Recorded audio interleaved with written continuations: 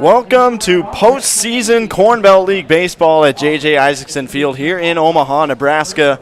The Red Raiders and the Filth Ballers get us started in the playoffs with the 8 versus 1 matchup. Red Raiders the 8 seed, Filth Ballers the 1 seed, finishing the regular season as the best team in the league. Tyler Reidy alongside Jaden Taylor as we welcome you inside the Corn Belt League broadcast booth. And Jaden, playoff baseball begins now. This thing could go in any direction with a single elimination tournament. Yeah, that's been the biggest thing. Again, a lot of guys with just different kind of setups have kind of been a strong back and forth type of thing. Who can be the one to win when it really matters in a day like this? It's going to be the biggest thing for both these teams, really all 8 teams that we're going to see here in the Corn Belt League tournament. And to add on, it's just a beautiful day out here. Yep, should be a perfect day for baseball as we get set to go, and we'll start you off by looking at the bracket as a whole. Filth Ballers and Red Raiders starting us off with the 1 versus 8 matchup, and later tonight at 7 p.m. we'll also have the 2 versus 7 matchup. That'll be here on the Corn Belt League Network as well. Bombers and Rail Riders tomorrow with the 4-5, and Haymakers Royal Blue Dogs tomorrow with the 3-6. So you look at the standings to finish out the regular season, and yes, the Filth Ballers did end up on top with that 22-5 record. They clinched the regular season title last Tuesday, and Red Raiders in the basement, 6-19. Them and the Crop Dusters were going back and forth, battling for last place, 7th place all year long. But you know, as we talked about, it's a single elimination, 1 game per round tournament. So anything can happen. Red Raiders looking to shock the world today. Yeah, again, even last year we saw it kind of on the flip end. The Red Raiders were on the opposite side of a situation like this, being the 2 seed. The 1 seed in the Filth Ballers last year got a bye with just 7 teams in the league, and the Red Raiders were just really shocked by the Haymakers, who'd only won 7 games coming into the final game of the regular season, and ended up finding a good way to beat the Red Raiders and moved on to the next round. So again, you mentioned one day can change everything for a team, and a team may be better for the entirety of the regular season, but if you're not the better team here today, your entire season can kind of go down the drain. So you take a look at the regular season report on the Filth Ballers, and they ended the year 22-5 after a dazzling start, going 11-1 in the early part of the season. It was their 2nd straight regular season title, and boy, did they ever hit with 8 players finishing with an OPS north of 900, and they come to the game with 4 days of rest. Days of rest will be interesting to look at with the 2 teams playing today, and then the 2 in the 7 o'clock game getting a couple days before the semifinals on Saturday, whereas the teams that play tomorrow only get 1. But Filth Ballers have had the league locked up for a while. They've been able to set themselves up well and prepare themselves, and we'll see how they come out firing away today. Yeah, especially after that first week and a half, I think we really knew this was going to be the team to beat throughout this season. They've acted like it since day one. They want to be the team to come back and find a way to win it all here for a 2nd straight year. They have the pieces to do it. They have the depth to do it. But if you're the Red Raiders right now, you got to throw that entirely out the window and find a way to maybe switch it up here and shock the world like you mentioned, Tyler. And then the Red Raiders, on the other hand, we talked about the phenomenal start the Filth Ballers got themselves off to, but the Red Raiders were really cold throughout June to start the year. They didn't win a game for nearly 3 entire calendar weeks between June 7th and June 25th after an opening day victory, and pitching has been the issue for them. We talked about guys like Josh Ostin throughout the year who just had tremendous springs, came in with high expectations, but just have not quite been there, and they are 0-3 as well against the Filth Ballers this year, so the cards are stacked up against them. Yeah, they also lost one of their better pitchers in Jackson Meyer to the Northwoods League, who left about halfway through this season, so he was really the best bullpen arm they have. Again, the depth is not quite been there. You see there just 8 players with 9 innings pitched this season. The top of the pitching staff as well has really struggled. So, I mean, looking here today, I really think the Red Raiders maybe looking not quite a bullpen game, but really trying to switch things up consistently, get guys 2 or 3 innings in to switch it up against this really potent offense in the Filth Ballers. So you take a look at how these teams stack up. Filth Ballers, as expected, are at or near the top of the league rankings in just about any category you look at,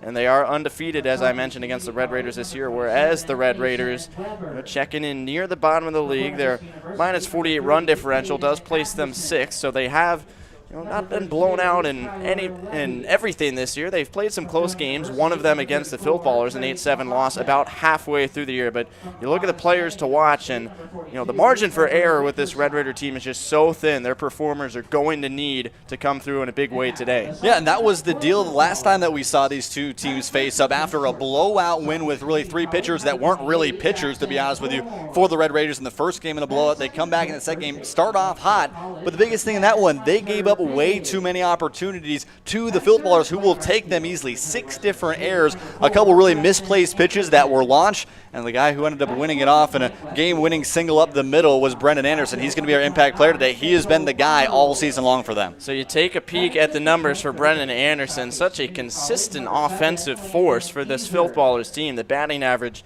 well north of 400. His 35 runs batted in are nearly 20 more than any other player on the team.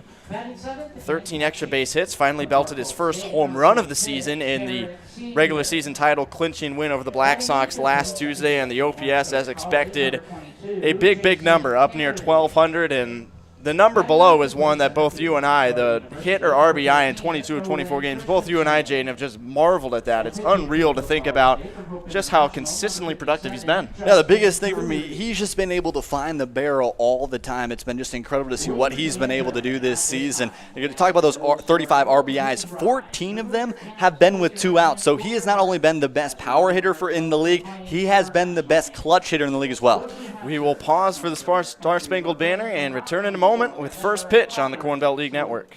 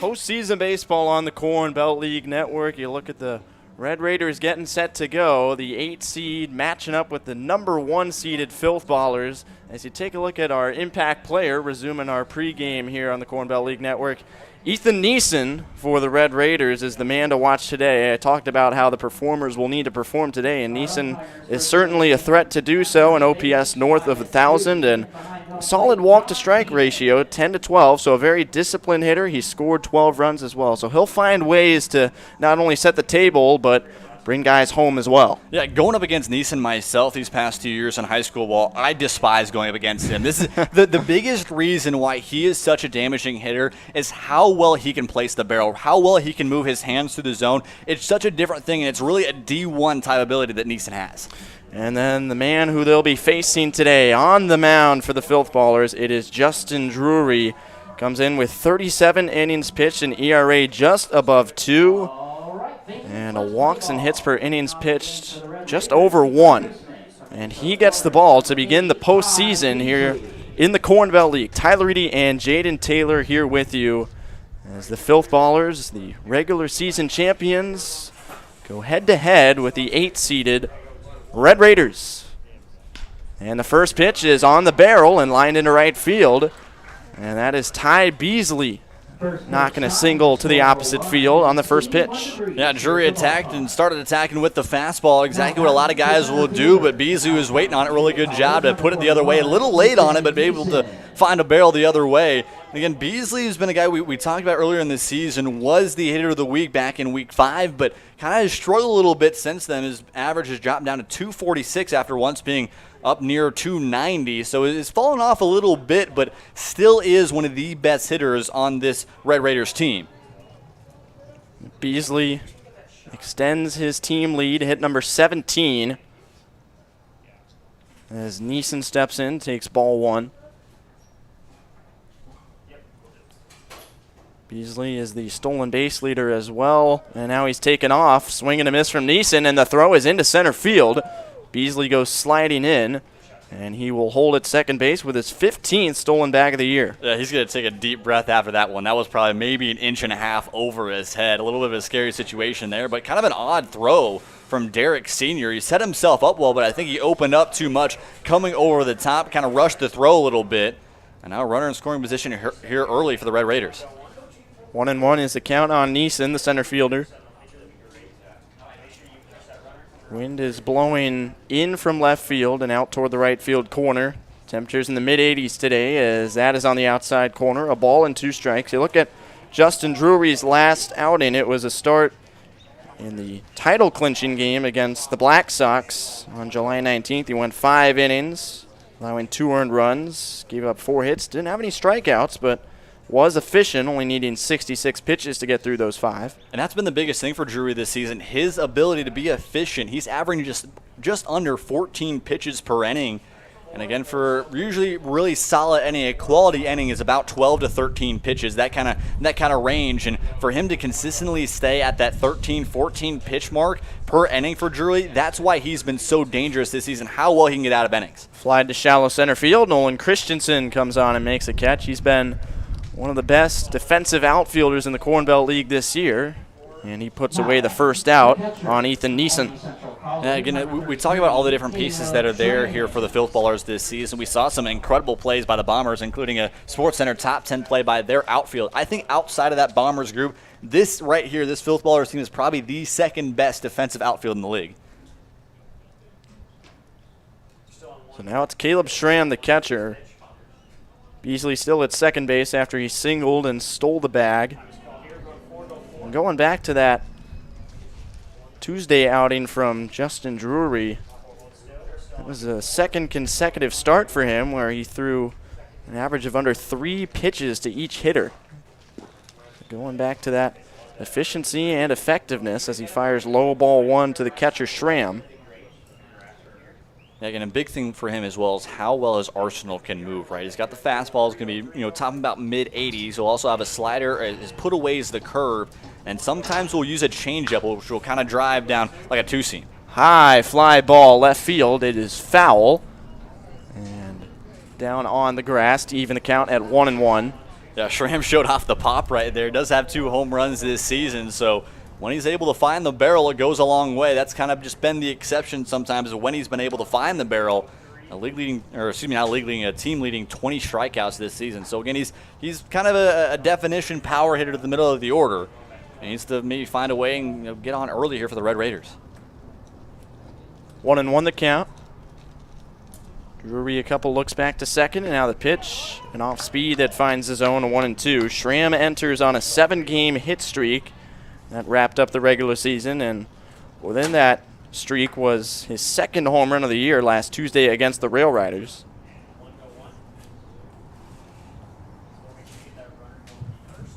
1-2 pitch outside. Drury went back to that slider, but this time Schramm lays off as it misses away. And now 2-2 the count.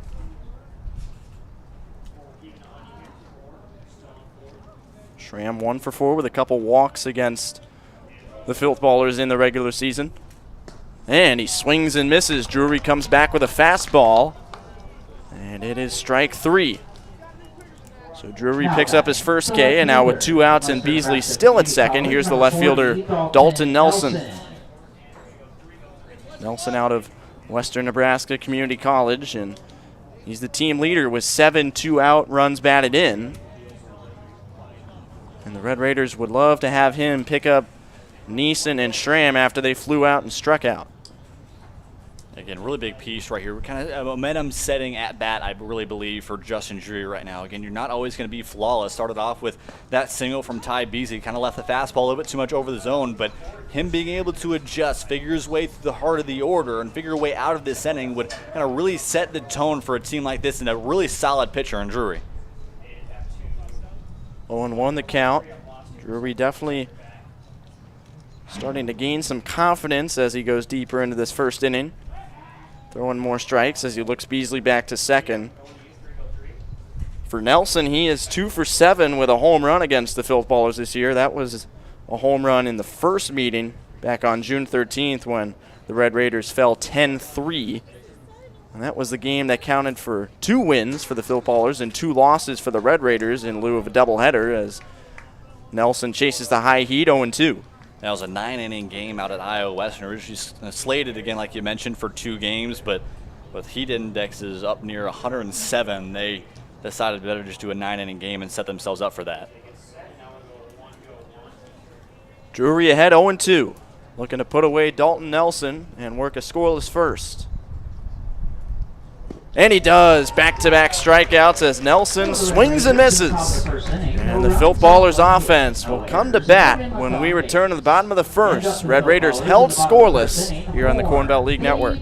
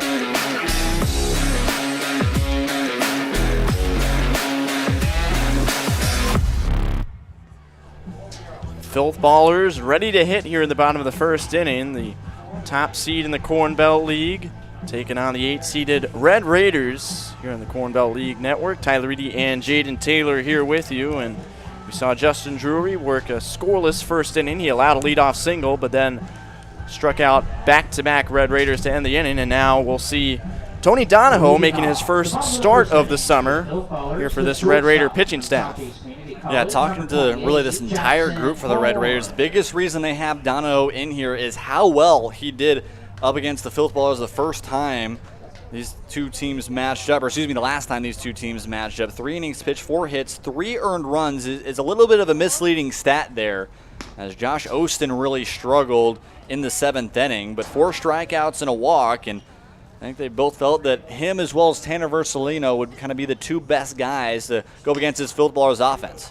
He jams the leadoff hitter, Jackson Horn, and it looked like it might have been lost in the sun by Ira Lee. Horn a wide turnaround first, but he will stay there with a single, and Lee went out from second base into shallow center field, but just couldn't get a read on that ball, and both leadoff men have reached. Yeah, that's kind of the odd thing with our 4 p.m. starts here on Thursdays. A lot of times the sun hasn't quite gone down behind the press box or over the trees down the left field line, so a lot of times that will get in your eyes.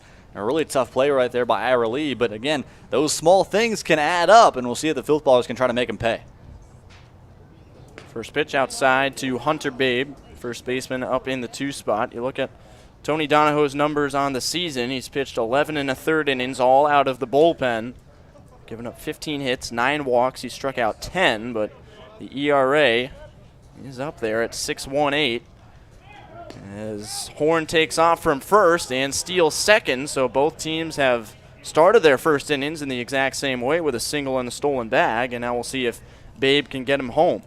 It's really hard to say anything negative about this Filth Ballers team this season. And one of the even bigger positives has been the speed this season. 16 of their 18 guys that have at least 5 plate appearances this season have a stolen base. That's insane. You can go 1 through 9 plus another 7, and they still have the speed to really wreak havoc on the base paths. They do have 19 caught stealings this season, but again, the aggressiveness has been a really big approach for Coach Hobbs and the entire Filth Ballers coaching staff.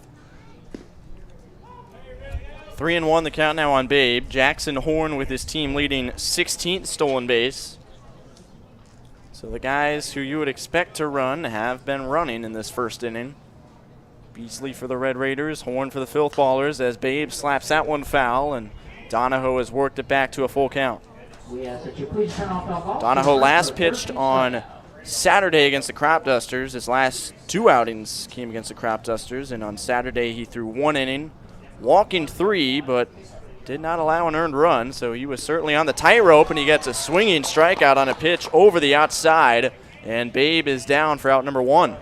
Again, I think really Babe was kind of guessing on that one, either looking some kind of fastball on the inside. I'm not sure what he was looking for, but definitely guessing on that pitch. Beautiful off-speed on the outer half. That one might have been a little bit too far outside for a chase, but a really good job to get him guessing there. So now with first base open, Horn on second base, let's see how aggressively Donahoe pitches to Brendan Anderson, arguably the best hitter in this Corn Belt League throughout the regular season. And a guy hitting .447 with runners in scoring position this season. Doesn't even lead the team. That's incredible. I mean, the team overall is batting over .300 with runners in scoring position. A .330 team average with runners in scoring position. That's insane. I mean, it's one thing, again, to have a really good team that can get hits, right? You can have 2 or 3 guys in the middle of the order that are a really good group, but it really comes down to what can you do when there's guys on base? Can you drive them in? That's the biggest thing, right? And the Filth Ballers have been able to do it all season long. 1-1 the count. Donahoe keeping the ball down. Anderson did slow down a little bit to end the regular season in the RBI department, driving in 2 in his final 5 games after a stretch with 12 runs batted in the 6 before that. And the funny thing with that, too, his 35 RBIs, right, you add the 3rd guy in Spencer Crane and the leaders in the Corn Belt League and the 4th guy in Gage Julin, that matches up to equal Brendan Anderson this year. Grief. Just been that kind of year. 2-1 the count. Big pitch here for Donahoe. As Horn leads off second, and Anderson reaches out, grounds it to second base. Lee plays the hop well and fires to first for the out. Horn moves up to third. Donahoe does well to avoid hard contact, and now it'll be up to Mitchell Pomeroy. Again, I'm not sure what it is, but back-to-back Filth Ballers hitters kind of chasing away a little bit. I think that movement really on a lot of his pitches more towards away from righties is kind of been misleading a little bit. Still a positive outcome to be able to move a runner over, but you have 2 outs now rather than 1. Still a really good hitter. The middle of the order is still up here. We'll see if the Filth Ballers can take a chance the Red Raiders weren't able to grab. Left fielder Pomeroy digs in and hits the first pitch foul off to the right side. Pomeroy was a late season addition to the Filth Ballers out of Wisconsin Platteville. Played his first game on July 19th, and since then he's done nothing but hit, going 5 for 10. And in his last game against the Haymakers on Saturday, 2 for 3, a double, triple, 4 runs batted in. And this is where he lives. He loves to get 2-out hits. 4 of his 5 hits this season have been with 2 outs. So, again, this is kind of a spot you want Pomeroy. 6 RBI in his last 3 games as well. Donahoe trying to find his way around him. 1-1 the count. And it's lined over second base into right field. Pomeroy comes through with 2 outs and drives in Horn for a 1-0 Filth Baller lead. Really good job right there. Again, Donahoe has been really establishing the outside. That's where he's lived, really, these first 3-4 batters. A really good job by Pomeroy, right? Again, that's kind of the approach you have to have with the ball going the other way. You want to be able to allow that to really travel in the really back part of the plate. I think really when I was hitting, a lot of times that there's 2 little stops on that right side of the plate. You want to have it go to the back end, kind of 2 baseballs back in the outside of the plate, and that's where you want to find the barrel to allow the ball travel. Already Pomeroy's 7th RBI. He's only been here for about 9 or 10 days. As that's inside ball 1 to Landon Geezer, the third baseman. Again, that's just the depth of this Filth Ballers team. So many guys can come in and help you out when you need to. You don't always have to have Brendan Anderson, even though you've had the majority of this season. You don't have to have a great day from Anderson, Geezer, Horn, everybody else at the top hitters in this team. You can have other guys that you can rely on to really go out there and produce. And talking to Coach Hobbs, that's been a big relief for him. Last year was kind of the same 4 or 5 big hitters that they had, which has really brought them to the championship game. This year it's just been the depth. No matter who's out there, he can really trust them to go out and produce. 1-1 still the count on Geezer. And going back to the Red Raider decision to put Donahoe out there today for his first start, I think for them, as the throw down to second is late, Pomeroy steals the bag. It's 2-1 on Geezer, but I think putting Donahoe out there for the Red Raiders, they're all about getting as close as they can to putting up zeros in this game pitching-wise, because, unless your bats come out on absolute fire, I think the only chance you have to take down and upset this Filth Baller team, especially now in the first round of the playoffs, is just to pitch extremely well. And it's not necessarily about having a guy that can give you 5, 6, even 7 innings. You need 0s, 1s, 2s. Yeah, keep it close. Keep it within that. This way your offense can still stay there. Again, the second worst, offense this season in average so far for the Red Raiders, but they're a group that can string things together. We've seen them really give this team and the Filth Ballers a run for their money just over 2 weeks ago, but again, it's really, can they put everything together to find a way to win this? Flied into shallow right field. Nobody sees it again, and the Filth Ballers score another run. So it'll be an RBI double for Geezer. Pomeroy comes around from second. Triggs, the right fielder, couldn't find it, and Ira Lee had his back to the infield going out from second, and that makes it 2-0 on a gift. Again, those are the things you just can't have. We mentioned the 6 errors in that 1-run game just about 2.5 weeks ago between these two teams, and again, these small things you cannot give up to a team that is so solid like this. They're going to make you pay. And even with those 6 errors, I was in the dugout for that one. There was honestly 2 or 3 other plays past the 6 errors that should have been made. Something like that right there. I want to shout out Pomeroy stealing second there. That makes it just 1 player on this Filth Ballers team that doesn't have a stolen base. That 1 player, Tyler Obrick. Every single player that has 5 or more plate appearances this season has a stolen base. The only 2 players that overall don't have one are Tyler Obrecht, like I mentioned, as well as Gage Ingram, who hasn't been on the team since mid-June. Yeah, and then the POs. Well, they haven't with a plate appearance, I guess. Yeah. 2-0 the count on Hunter Scruggs, the DH. And that's outside. 3 balls, no strikes. Boy, it looked like Donahoe was going to have an opportunity to get out of this inning quickly. He gave up the leadoff single and stolen base to Horn, but then got Babe and Anderson. And then the RBI single from Pomeroy, the RBI double from Geezer, and now a walk to Scruggs, and this is turning into a long bottom of the first with 2 on, 2 out. Again, already 24 pitches here in just this first inning alone for Donahoe. And again, these are the type of things, right? It kind of snowballs to an extent, right? You have an odd play that should have been made. You had a second odd play that should have been made past that, right? These are just situations to where you have to be able to make plays to allow your arms to feel comfortable up there. When you don't have a defense that you can be comfortable with, you got to force some things sometimes. You're trying to nibble too much. You don't really attack as much, and that can be a real big trouble. Senior hits it to center field, and it's caught by Neeson running in. But the Filth Ballers get 2 with some help from the Sun. And they are off and running in the postseason. We'll take it to the top of the second inning. Filth Ballers 2, Red Raiders nothing on the Corn Belt League Network.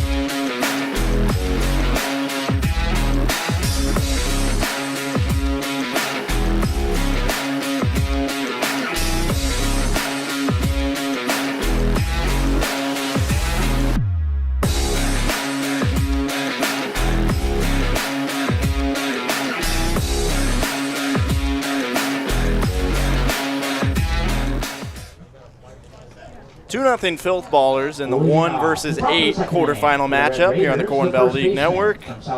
They lead the Red Raiders. We'll try and make amends here in the top of the second inning at the plate. They have TJ Swaney, Errol Wallen, and Isaac Sherrill due up, the 5, 6, and 7 hitters against Justin Drury, who gave up a leadoff single, but then recorded 3 consecutive outs to end the first. The final 2 on strikeouts, as this is lifted into deep short and caught by Horn, backpedaling to the outfield grass for out number 1. Yeah, again, Swaney just barely out in front of that ball. You let that travel maybe another half, 2 inches, you're really going to be able to find that barrel, and that one's going to drop into left field. But Swaney, I think too much attacking, was really waiting for that fastball to start off with, was way out in front of it. You know, I don't want to say got off the end cap, but definitely not what was not that sweet spot that you really want up against a fastball that's coming down the pipe. Errol Wallen takes low ball 1, another late season pickup from St. Cloud State.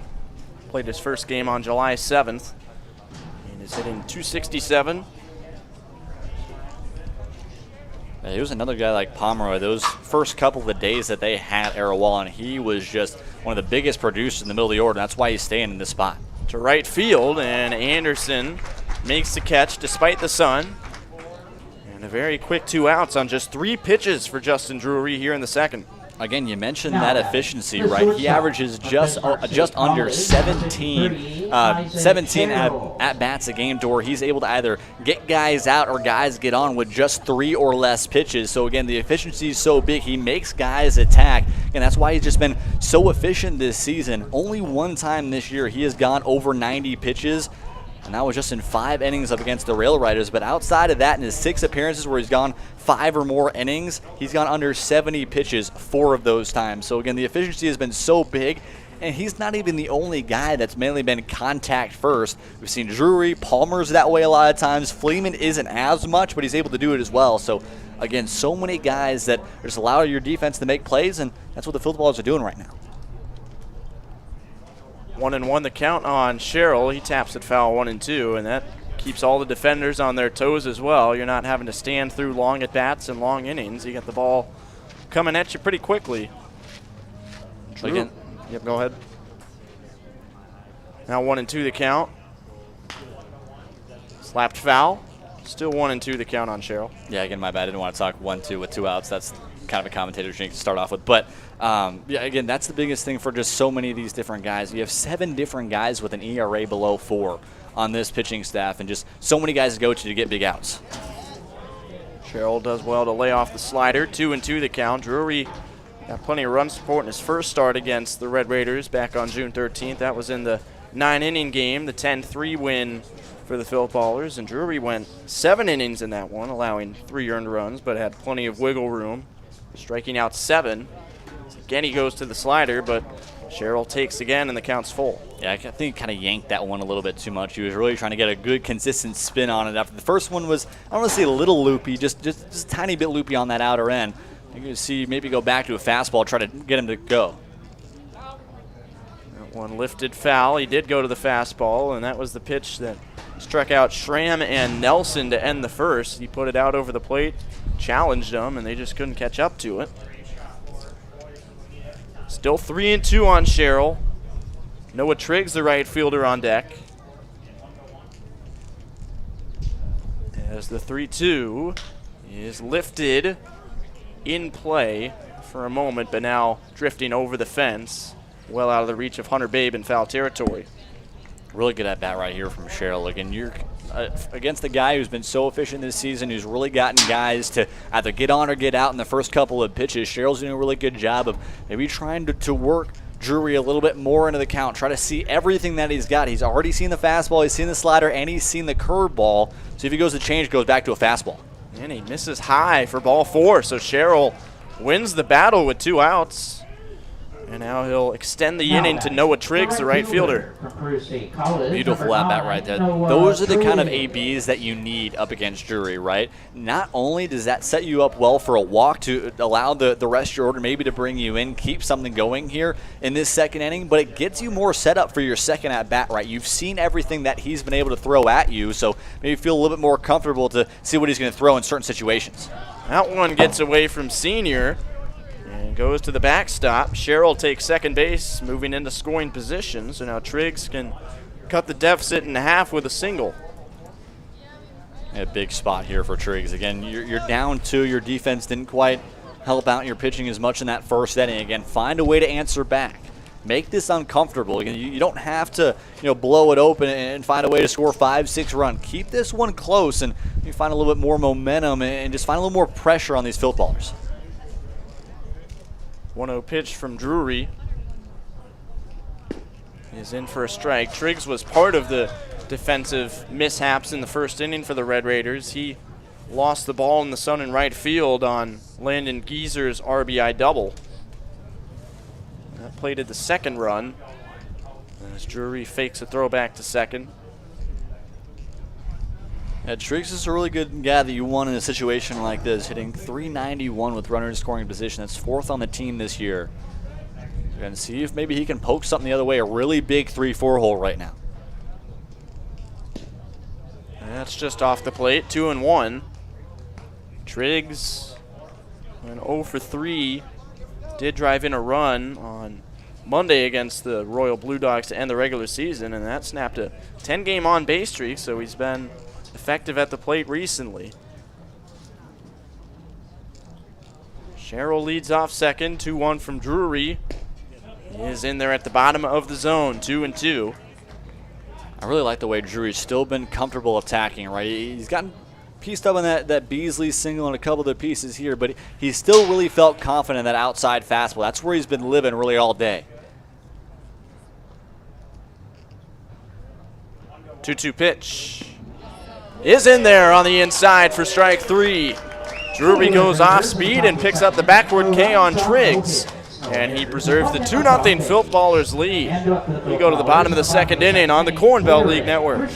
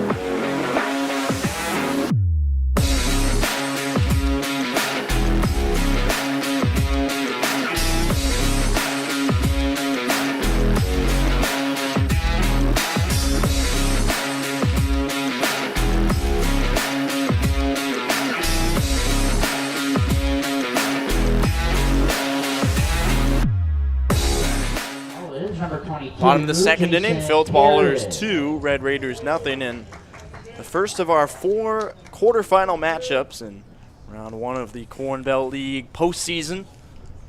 Jason Carrig, the second baseman, leads off. 8, 9, and 1 hitters due up for the Filth Ballers against Tony Donahoe, who fires ball 1. Donahoe working into his second inning. He's thrown as many as 3 innings out of the bullpen this year. This is his first start of the summer, as he fires off speed on the outside for strike 1. 2 runs for the Filth Ballers in the bottom of the first, with 3 base hits, singles from Horn and Pomeroy, and then Geezer with a double. Runs batted in from Pomeroy and Geezer, as that's upstairs and away. 2 balls, 1 strike on Carrick. And I think we'll see again how long they want to go with Donahoe here. Again, you see him somewhat of a struggling season this year, but he's been able to work well up against these Filth Ballers in that one outing they had. And talking with this group, you got a couple different options that you can work with. Eli Feakin, Curtis Flint has been a guy who's out of the left side, has been a really hot pitcher these last 2 outings for him, is starting a relief appearance, and he's just been dominant. Was 1 hitting the crop duster through 3 2/3 innings. Only gave up 1 earned run in that one. So we got another relief arm that's available. And we'll see how long they want to go Donahoe here. And again, I think this is a time you got to understand these are the shortest leashes you can give guys, right? This is do or die. You got to understand that if you see a guy that's not really feeling his own way, you got to switch it up. Every team had the Wednesday off day yesterday to game plan the upcoming postseason. 3-2, swing and a miss. Jason Carrig goes down on strikes for out number 1, and we'll see what that does for Donahoe's confidence. He let the leadoff man on in the first inning, but this time in the second, he sets him down on strikes. Yeah, I think a big thing from him is making sure these guys chase. He did a really good job of that in the first inning, able to get both Hunter Babe as well as Brennan Anderson to chase on some off-speed on the outside. But here's kind of the odd thing with him giving up a batting average of .385 when balls are put in play up against him. So again, when the Filth Ballers or really any opponent up against Donahue are able to find barrels, able to put it in play, they're a lot more likely to feel comfortable. You got to find a way to get weak contact if you do give it up, but maybe find some more for yourself. 1-1 the count on Nolan Christensen, center fielder, hitting at the bottom of the order. Christensen has had a rough July, going 3 for 21 with just 3 runs batted in after collecting 11 hits, 11 RBI in June. And that all started with his hitter of the week performance in week 1. I'm not sure what it's been for Christensen, but again, it's really just been a hard slump for him. 23 strikeouts this season. So again, he has not really found himself at the plate too much. I mean, it was a really strong start. He showed off the speed. He was easily one of the best hitters, not just in this team, but really in this league. And he mentioned they're really struggling July. Just hasn't quite seemed like he's been too comfortable up there at the plate. 1-2 pitch. He reaches out and hits a roller to second base. Ira Lee makes the play. Donahoe retires the first two in inning number 2, and that moves it back to Jackson Horn in the top of the order. Again, a really good job to get first, 2 quick outs here for Donahoe. That's the thing you need to be able to do, right? The first one's one thing, the second one is another. The third one is even harder, right? Being able to make sure that you get quick, efficient innings, make sure that you get guys to the chase, and that's what Donahoe's been able to do. We really haven't seen too much consistent contact outside of that Horn single, as well as that Pomeroy single and the Landon Geezer. Right, yeah, it's not really a double there, but, I mean, kind of an odd couple plays here. I haven't seen too many times where the Filth Ballers have truly squared up on the barrel against Donahoe. Good slider on the outside. 1-1 the count on Horn as the throw back to Donahoe goes past second base over his head. Horn got jammed by Donahoe in the first inning, but fought it off into shallow center field, and Ira Lee lost it in that sun for a single, and then Horn stole second and scored the first run of the postseason as he takes a perfect fastball, dotted on that outside corner for a 1-2 count. And that's been the emphasis, it really seems like, this entire outing so far here from Donahoe. He's found that outside fastball really well. I think he's really matched up with the umpire's zone on the outer half. Slow ground ball to third. Horn is fast, but he's thrown out by Beasley. It's a 1-2-3 inning for Tony Donahoe. And the Red Raiders still trail by 2 as we go to the top of the third inning. Postseason baseball here on the Corn Belt League Network. And up for the Red Raiders on the top.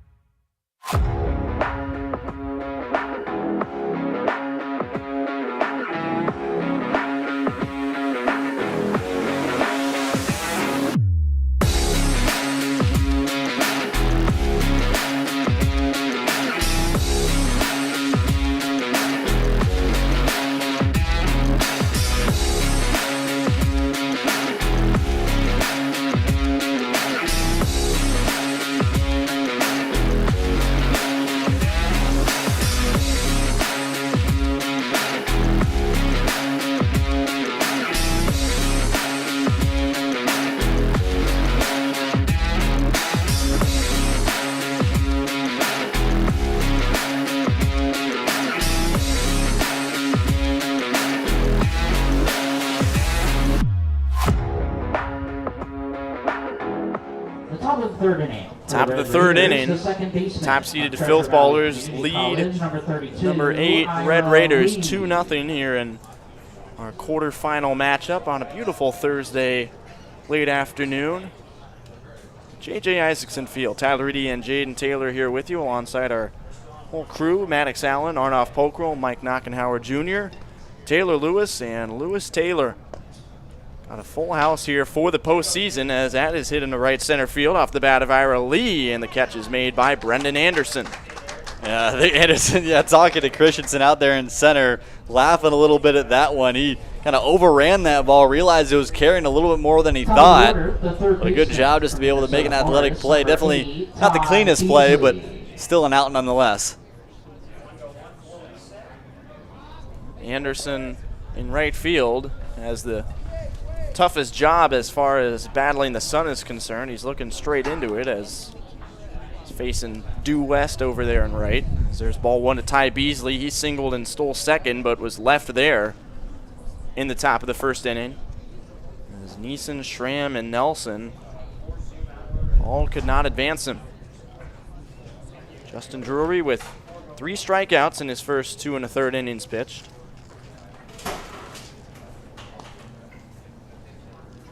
A good big thing for him, just 30 pitches in these first 2 innings. So And he's been efficient like he's been all season.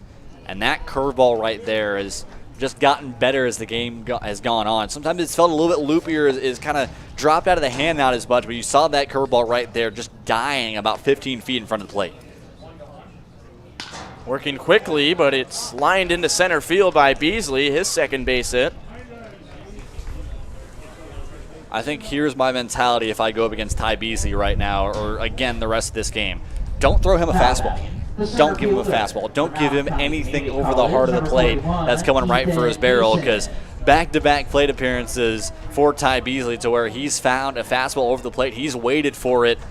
Perfect barrel right back up the middle. That's the mentality, right? As a hitter, a lot of times your mentality going into it is a fastball right down the middle. You're just sending that straight back where it came from. That's exactly what Beasley did right there. First pitch to Ethan Neeson is lifted foul, strike one. Beasley has to be pleased to get the monkey off his back today. He was 0 for 6 with a couple strikeouts in the regular season against the Filth Ballers, but 2 for 2 with a pair of well-struck singles to the opposite field side of center in these first 3 innings. Swinging the bat well, showing off some quick hands on those fastballs. Now a throw over. He also stole a base, his 15th of the year in that first inning. Beasley, for whatever reason, has really tapered off as far as stolen base success rate has gone as of late. He started off 12 of 12, but 3 for 7 ever since. So pitcher-catcher combos are starting to figure him out a bit more as we've gotten late into the season. 0-2 on Neeson. Yeah, I think really with Beasley, from what I've seen from him, it just really seems like it's just a true slump. He's just kind of been missing on a lot of fastballs, kind of been guessing a little bit. We've even seen some guys with 76, 77 mile an hour fastballs to where Beasley's kind of behind on it at times. So I think again, maybe just getting in your head a little bit too much. But you mentioned maybe a little bit good of a pick me up for Beasley here, who was trying to find a way for the Red Raiders to come back in this one. 1-2 on Neeson, our impact player for the Red Raiders.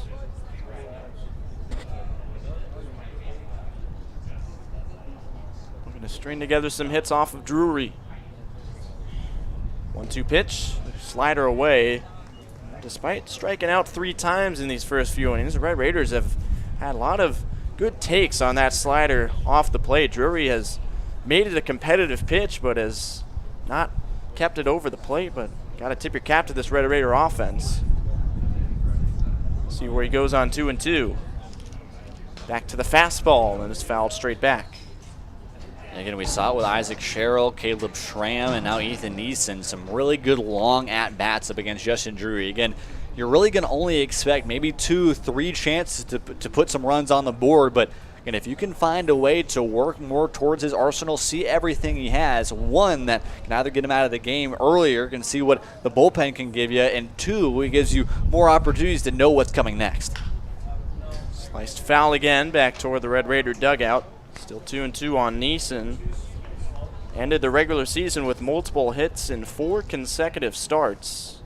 Going 8 for 13 with a pair of doubles, a triple, a home run in that stretch.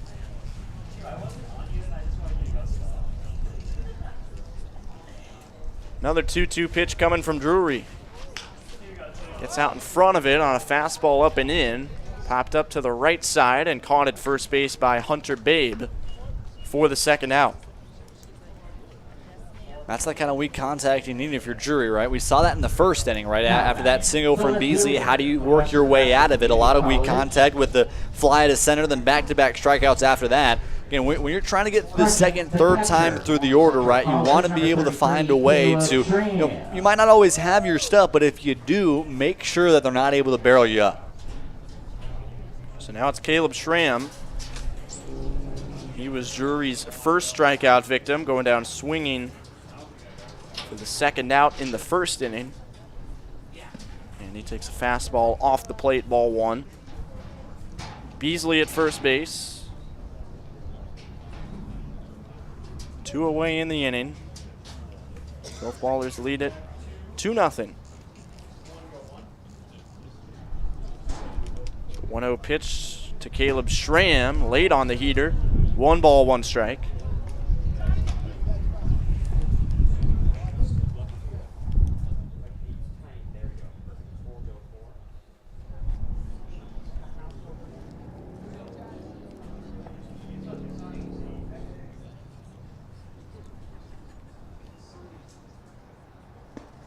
He goes to the off-speed pitch, and Schramm just has yet to look comfortable against Drury. Strikeout in the first inning, and was not seeming to see that off-speed fastball combo very well here in the third. 1-2. See where Drury takes him. And he goes low, and it's 2-2 as Senior keeps it in front of him. I think that definitely was really a setup pitch in more of a way. You want to try to see if you can maybe wait on that fastball. A lot of times when you see a fastball 1-2 or 2-2, a lot of times your eyes might light up a little bit, right? You see something a little bit over the heart of the plate, but it dies right out in front of you. We'll see maybe probably an off-speed trying to work on the outside here, get Schramm to chase. And he goes fastball, but it's not close. Full count, Beasley will be running.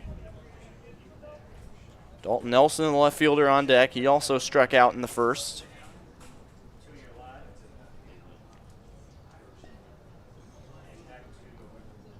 3-2 the count. Drury to Schramm.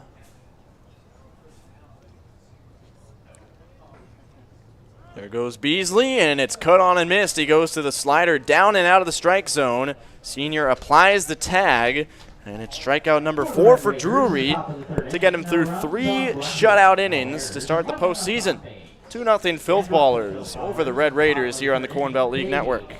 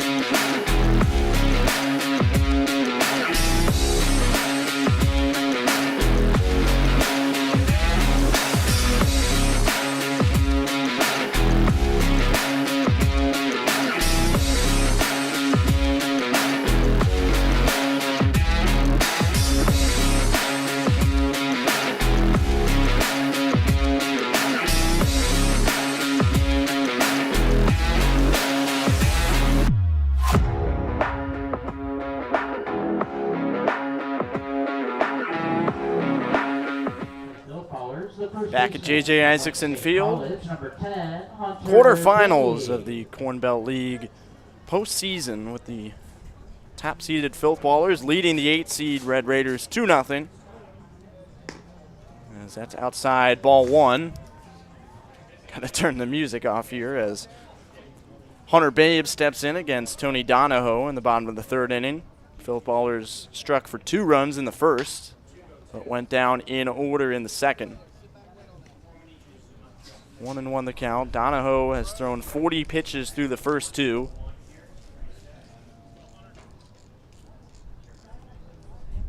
Babe, one of his 2 strikeout victims. As he went down swinging in the first. Takes that one outside, 2-1.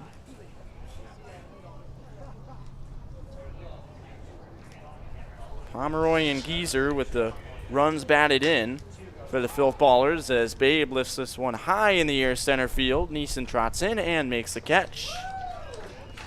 So make it 5 consecutive Filth Ballers retired for Tony Donahoe, who has settled in well in the third.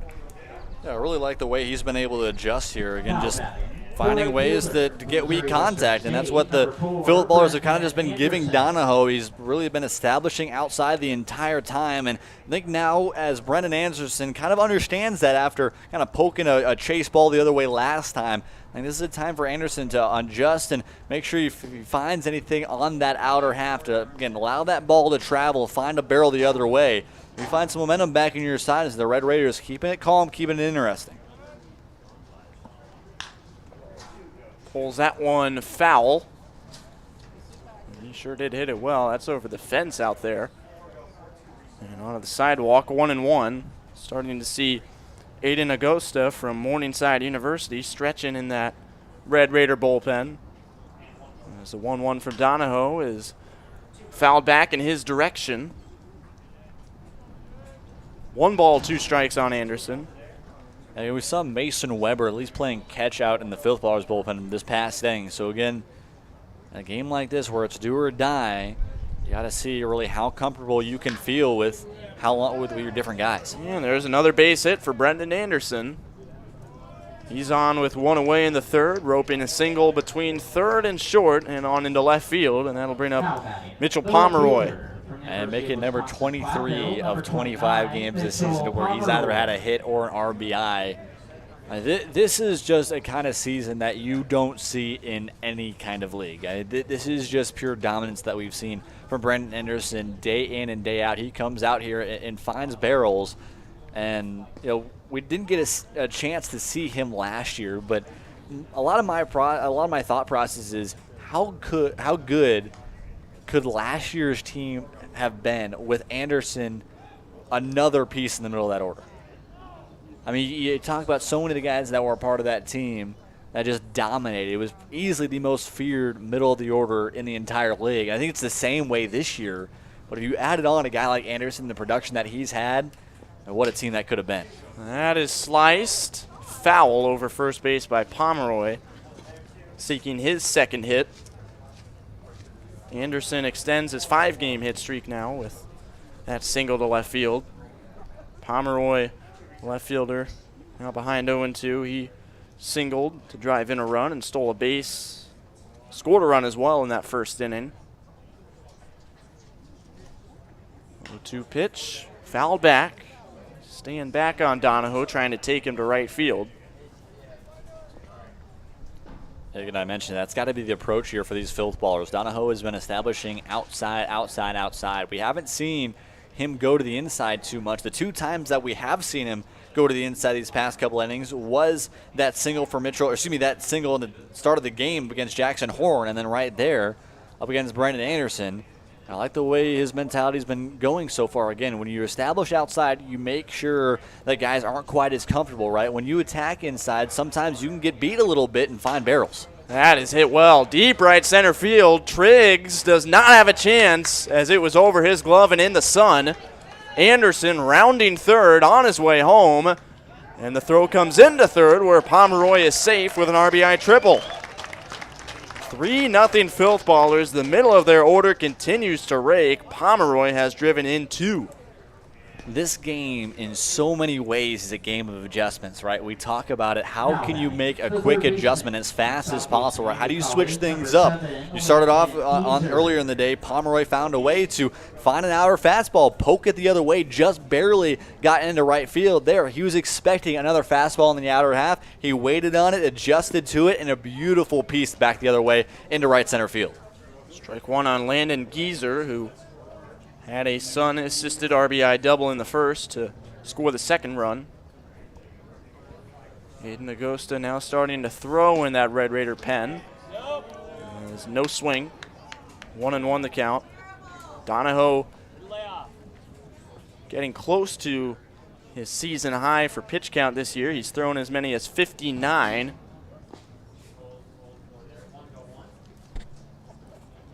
There's the 1-1 pitch. Popped up and out of play. And now 1-2 on Geezer, the third baseman. Pomeroy at third. Still just 1 out, so Filth Ballers have a chance to double up their lead, make it 4-0 by making an out. But instead, it'll be a strikeout. Geezer chases one low. Well located by Donahoe, and that's the second out. 3 strikeouts now for the Red Raiders starter. Number 33, Hunter Scruggs. And that brings up the DH Hunter Scruggs, a walk in the first inning.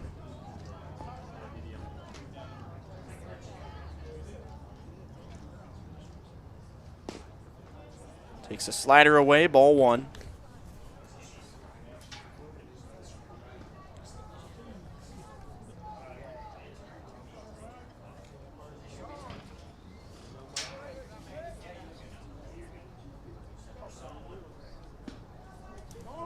And that one just inside, 2 balls, no strike with the walk in the first inning. Scruggs now has reached base in 11 of his last 12 games.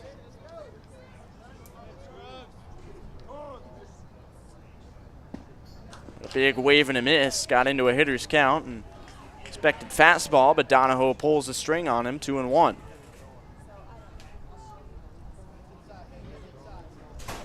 Pomeroy at third.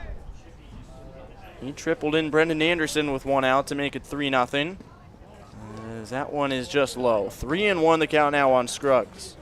Derek Sr., the catcher, is on deck. It's a big at-bat right here. Donahoe's got to find a way to get out of this inning without any more damage. Filth Ballers could blow this one open in a couple swings. Scruggs gets jammed and pops out to the shortstop, Sherrill. But the Filth Ballers add on another. The RBI triple from Mitchell Pomeroy makes it 3-0. And the best offense in the league is doing its thing again. 3-0 Filth Ballers as we go to the 4th.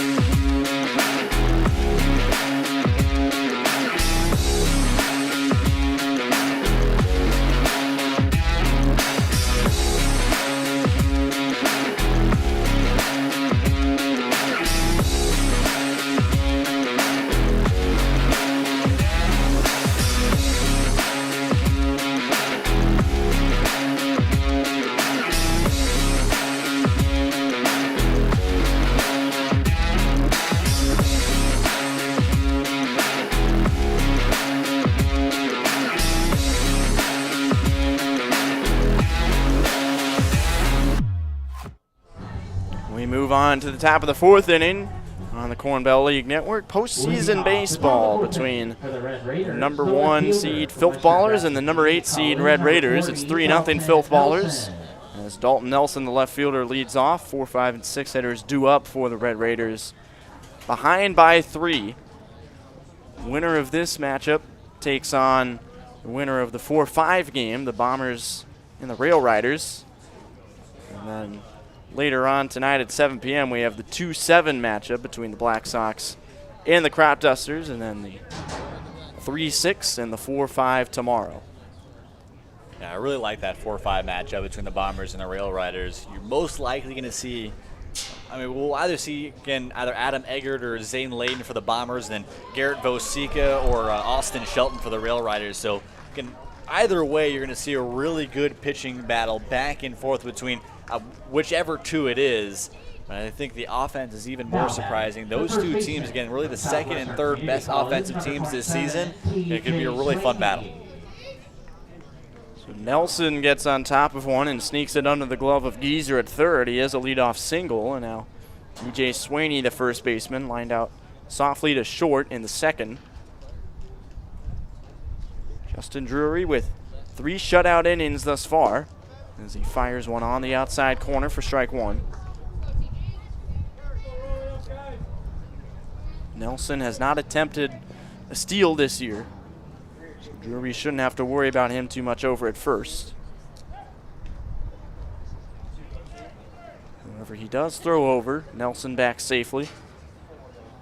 I think for Drury here, you can be comfortable, still attack, but don't quite be too leaving too many things over the heart of the plate, especially at the middle to bottom half of the order. Still be able to attack.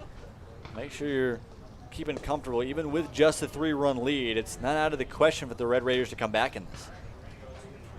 1-1 the count on Swaney. 3 hits for the Red Raiders, 2 of them by Beasley. Just saw the third from Dalton Nelson to lead off this 4th inning. Filth Ballers with 5 hits and 3 runs. No errors on either side, although there have been a couple baseballs lost in the sun, as this is on the ground. Could be a double play ball. Out at second and out at first. 6-4-3. Filth Ballers turn 2. Nelson out at second, Swaney out at first, and Drury with 2 outs and nobody on for Arrow Wallen. Now we got 3 Taylors here in the Corn Belt League crew, and that was a tailor-made double play, to say the least. Perfect setup right there. Horn didn't even have to move. I mean, that's everything you'd want in really just an in-and-out type of thing. For me, playing shortstop a lot of times, that's the fun time, right? That double play set up to show that you have that range, to show that you have that movement, but Horn barely had to move at all. Easy flip on to second, a strong throw from Carrick. And those are the kind of things, right, that you can't have if you're a team like this, right? If you're Swaney there, you got to find a way to put something in the outfield, put it past the infield, because then you really just gave away that entire chance with nobody out. 1-1 on the DH, Arrow Wallen. He flew out to right in the 2nd inning. Red Raiders have gotten just 1 base runner into scoring position today. That was Beasley leading off the game. He got to second with nobody out, but didn't go any further with the next 3 hitters going fly out, strikeout, strikeout.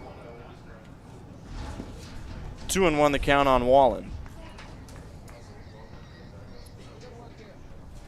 Justin Drury been so consistent on the mound this year. Has thrown at least 5 innings in each of his last 6 starts and has not allowed more than 3 earned runs in any of his 7 starts throughout the whole regular season, and he's on track to continue with both of those numbers today. Yeah, and honestly, that one time to where he didn't go 5 or more innings was, his first outing in the season. That was entirely due to kind of the restrictions that the Filth Ballers started off this season. They wanted to make sure guys just won a couple innings, made sure that everybody was still available. I think that honestly speaks more to how good this team is and how deep this team is, right? Really, the first week and a half of games, they had guys go 2-3 innings. They had flips all around, and still to be able to win 11 of their first 12, and that type of setup is just incredible, especially when you're moving guys around so much. Full count on Wallen. Seen a few Red Raiders put together long at bats against Drury, but haven't resulted in much. That's another walk. Second time we've seen that today. Sherrill was issued the first free pass, and now Wallen takes first base with 2 down, and that extends the inning to Isaac Sherrill, the shortstop. Yeah, and both the walks on 7 or more pitches throughout an AB, so really good job right there. Getting from Wallen to keep that at bat alive. And again, now another guy in Sherrill who has expectations, has seen Drury here already, has seen really just about everything he has except that changeup. You still maybe want to work backwards here if you're Drury. Big cut and a foul tip for strike 1. Sherrill walked and got to second base on a wild pitch. So beg your pardon, there have been 2 Red Raiders to move into scoring position today, but team 0 for 4 with men in scoring position to start this one. As he lays off the slider in the left-hand batter's box. 1-1 the count. Yeah, just a 277 average with runners in scoring position. So we talk about sometimes the struggles with this Red Raiders team just putting games together. They've had chances, right? They've had chances to keep this game closer, to bring in a couple runs. It's just they've kind of just been giving those away, and those are things you just can't have if you want to beat a team that's as good as the Filth Ballers. That's foul off the knuckles. 1-2 the count on Wallen. Check that, Cheryl. Wallen at first base. Drury will get a new baseball. He's already struck out 4 today. He struck out at least 1 in each of his first 3 innings. 2 in the first, 1 in the second, and 1 more to end the third. He's ended each of his first 3 innings on the strikeout. Chance to do it again. 1-2 on Cheryl.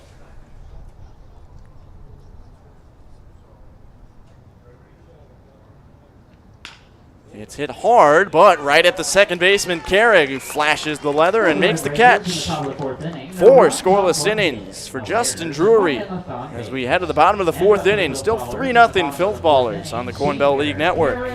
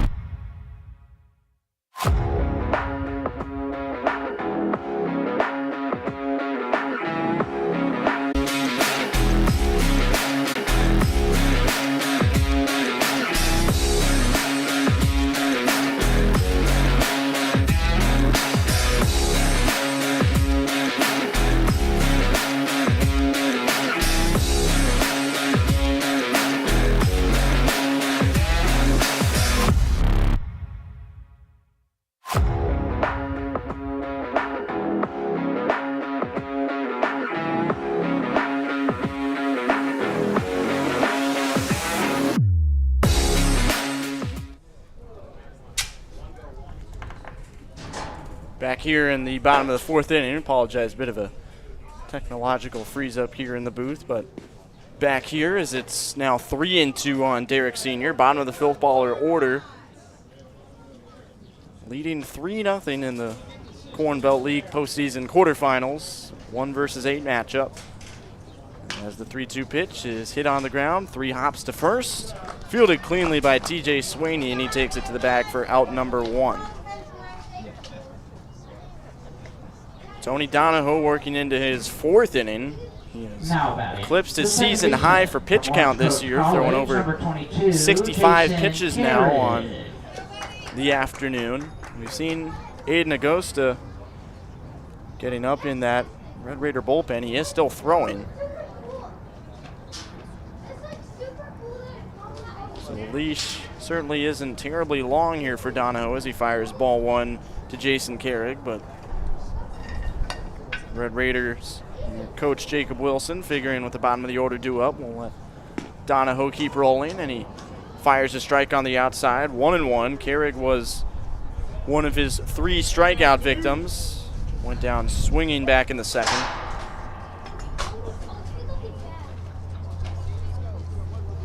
One pitch is outside. 2 balls and a strike.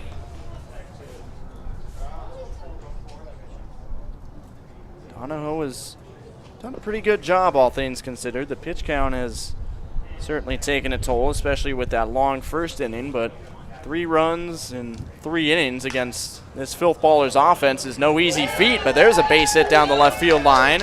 Carrig, a wide turn, but he stops about quarter of the way to second base. He just got it over the glove of Beasley and fair down the left field line for a one-out single. And again, just these different things just don't find the way here for the Red Raiders. All these things just not going their way. That's the kind of pitch that you just despise, right? You beat him. You really beat him on the inner half. You got him chasing on the inner half, but somehow he just pokes it away, finds just a bit enough of a barrel just to squeak it past Beasley. If I'm a pitcher right now, those are the most frustrating type of at-bats, right? You know you're ahead. You know you felt good, and then you just give up something like that. Christensen, not swinging the bat well, decides to bunt. And that's a fine sliding stop by Donahoe coming off the mound. He throws him out. Carrig moves up to second base for the top of the order, Jackson Horn, with 2 away. Top of the order, the shortstop from Southeast Community College, number 28, Jackson Horn.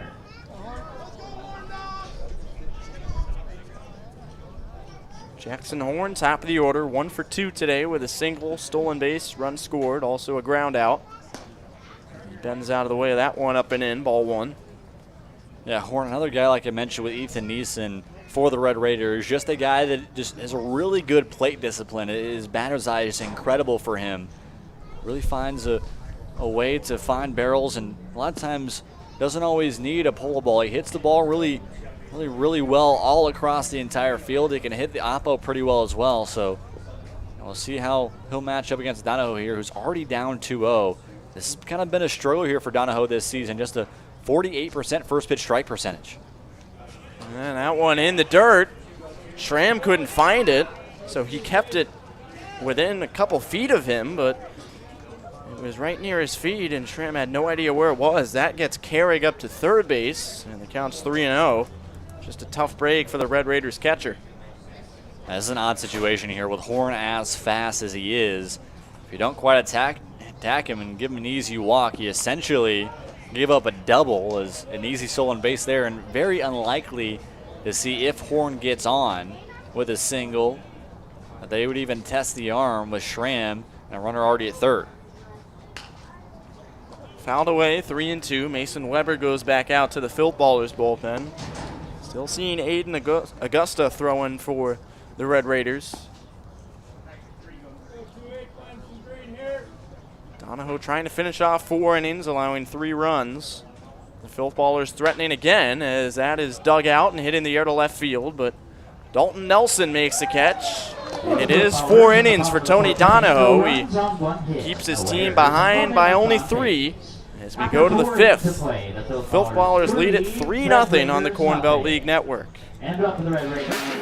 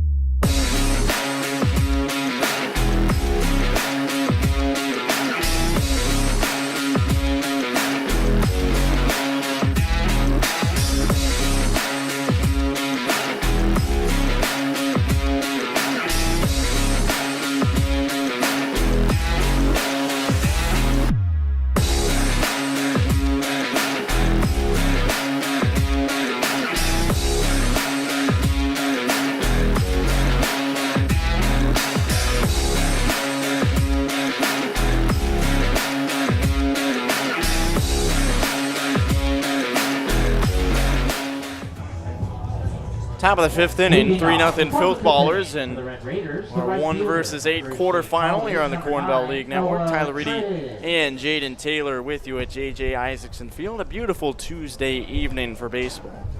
Thursday evening. Yeah, I'm not used to having a full setup on a Thursday. Yeah, our first Thursday game of the year. Yeah, first weekend game of the year. Yeah, how about that? Been all Sunday, Monday, Tuesday. First pitch to Noah Triggs, the right fielder, is swatted towards second base. It kicks to the right, but is played cleanly by Carrig for out number 1. 1 pitch, 1 out for Justin Drury here in the 5th. That's a really hard play by Jason Carrig right there. You have 2 guys converging on it, right? didn't quite fully nick off of the glove of Drury, but that's a hard play to see, right? Because you got a guy coming in front of you. The ball's kind of skipping around on not truly a true surface in this infield grass. So good job by Carrot to scoop it up and get a good flip on a first. Brings up Ira Lee. 0 for 1 with a fly out in the third. Takes that one low, ball one. Bottom of the Red Raiders order.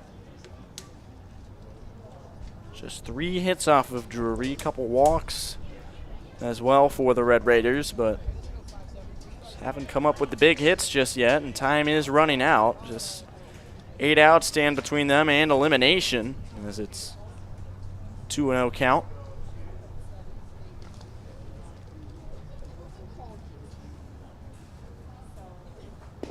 Lee takes it. Slider on the outside corner. 2 balls, 1 strike.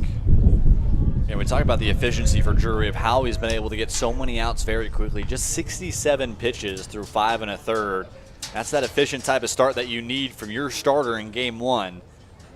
As we talk about the depth, right, so many different guys for this Filth Ballers can come out and give good innings, and the offensive side can come out and give good at-bats. But when you have a guy like Drury, there's also Palmer and Fleeman that can still go out there and give you 5-6 innings of work, you feel so much more comfortable that your bullpen can still be there, right? If one guy falters, you have other guys to work with. Popped up, and a tough chance for Bade, but he can't make the catch, turning his back to the infield. Tried to make an over-the-shoulder catch as that ball sliced away from him in foul territory. And I think if there's a time more than any for the Red Raiders to find some kind of life here, it's either here in the 5th or next inning in the 6th. We get back to the top of the order, Ty Beasley and Ethan Neeson. And I think those 3 guys, along with Schramm and Nelson, are going to be the guys that can maybe get the Red Raiders back in this one. Still not out of it, which has been pretty impressive to see how well Donahoe's been able to do. Again, the offense has just not been there like you mentioned, Tyler. pulled foul again. It's a 2-2 count, not a 1-2 count. The scoreboard here at JJ Isaacson has it up wrong. As the 2-2 pitch is reached out and poked into left field. Lee just found a way to get his bat on that one, and it hooked away from Horn at short. It's a 1-out base hit.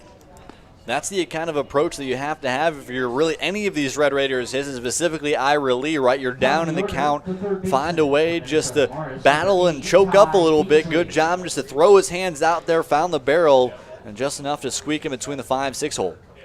And now it's Ty Beasley, who has seen Drury extremely well, and the thing you said after that second single in the third inning, Jaden, was stop throwing him fastballs. We'll see how they work him in the fifth. Time called first. Beasley with a pair of singles, both of them hard hit and to right center field. It's his fifth multi-hit game of the year.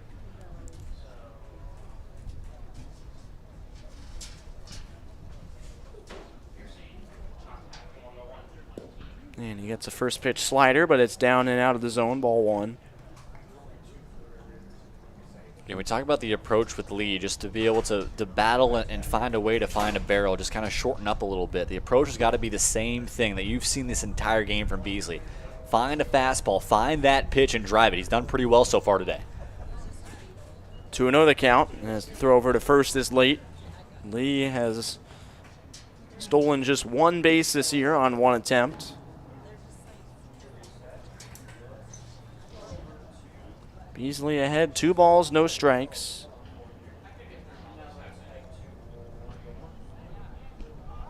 And that one a little bit closer, as this time Drury's the one who checks on Lee, but he's back in safely again. Beasley has a chance for his second 3-hit game of the summer. He also did it on June 28th against the Rail Riders exactly a month ago. As he takes a slider right over the heart of the plate, 2-1. And again, I don't think any way that Beasley is going to be waiting, especially up 2-0, right? The approach is you got to find something that's surely yours on a 2-0 when you're that far up in the count. I like that take. Even in the zone, you want to give anything from a slider. Find some way to get yourself back to a fastball. That one down and in the dirt. Beasley into a hitter's count. We'll see if he gets the heater on 3-1. Neeson, the center fielder, on deck. pickoff throw to first once again, not in time. So still have danger lurking in the on-deck circle. Drury would hate to let 2 men on for the hot-hitting Ethan Neeson.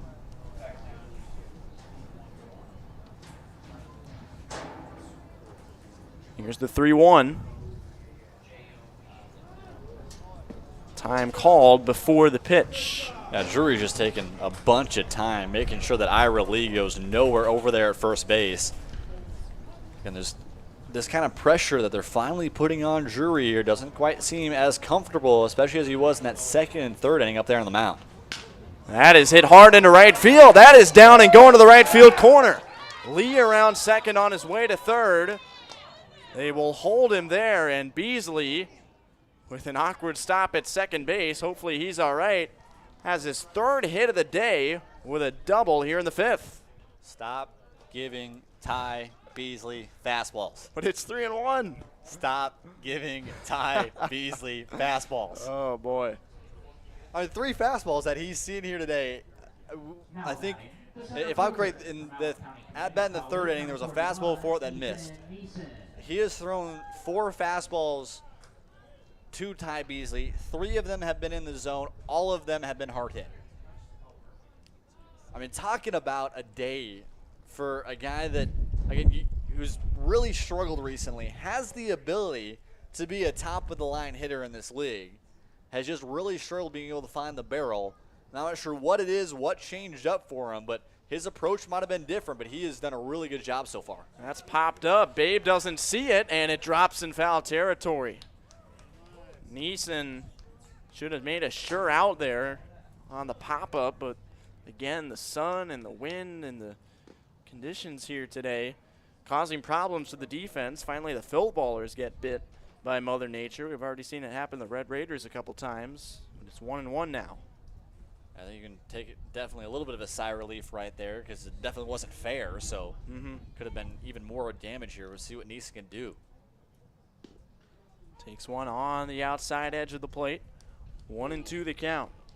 Lee at third, Beasley at second, the tying run at the plate. Neeson has tripled against the Filth Ballers this year as he knuckles this one right back to the mound. No chance for the runners to advance. And Drury throws out Neeson at first. So a huge second out ahead of Caleb Schramm. This right here, this at bat by Caleb Schramm, I truly think could be a testament of both of these teams this season, right? The Filth Ballers have found ways to win. They have been down, they've been on their heels sometimes, but they have found ways to win. On the other end, the Red Raiders have not found ways to win. They gonna get down. No, what a catch out there in shallow center by Horn going out from short. He saves a couple runs and holds the lead at 3, and that gets Justin Drury through 5 scoreless innings in the quarterfinals here on the Corn Belt League Network.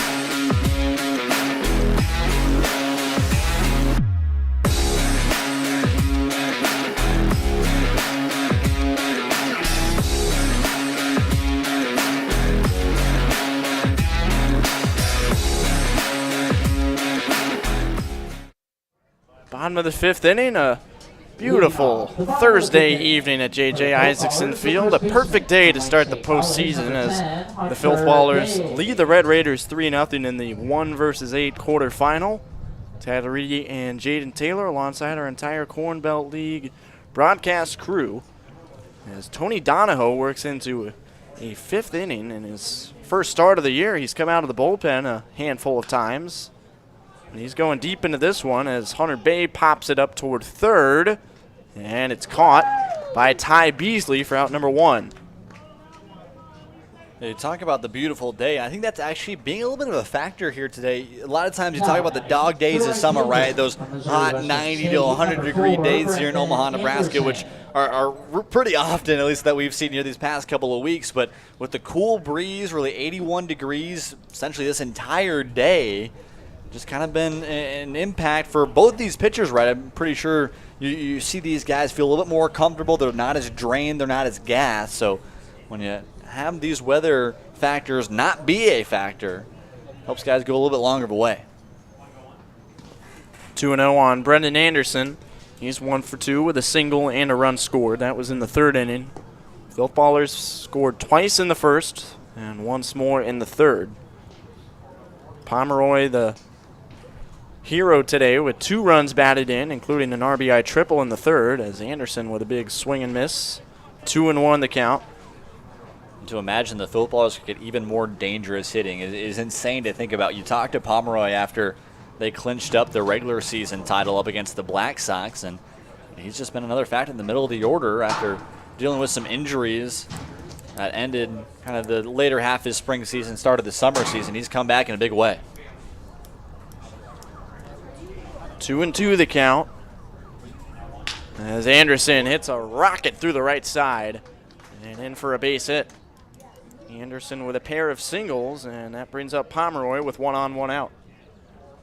Really seems like it's been back and forth between Pomeroy, Anderson, and Ty Beasley have been the 3 biggest guys on offense today. And that's just the approach that Anderson's been able to have all season long, right? He doesn't have to find a ball straight up and tee it over the left field wall. He's able to adjust, allow the ball to travel, and find ways to put it the opposite way. Now there will be a conversation out there with Donahoe. We've seen Aiden Augusto warming up in the Red Raider bullpen over the course of the last 3 innings. He's up again.